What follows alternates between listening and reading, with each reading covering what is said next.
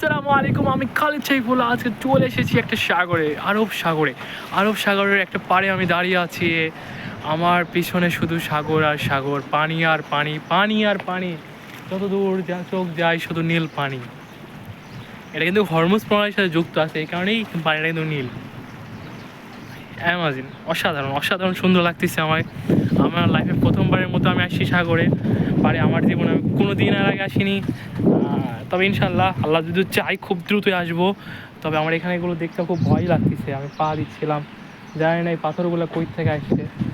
আচ্ছা, এই পাথরগুলো কি আগে থেকে এখানে ছিল না, পরে নিয়ে আসা হয়েছে? আমি জানি না এখানে কী অবস্থা। দিস ইজ এ অ্যামাজিন, অসাধারণ অসাধারণ ভিউ। আমি বলে বোঝাতে পারতেছি না আমি কত সুন্দর অনুভূতির মধ্যে আছি।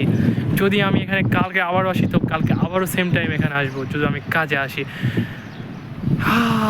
মাঝি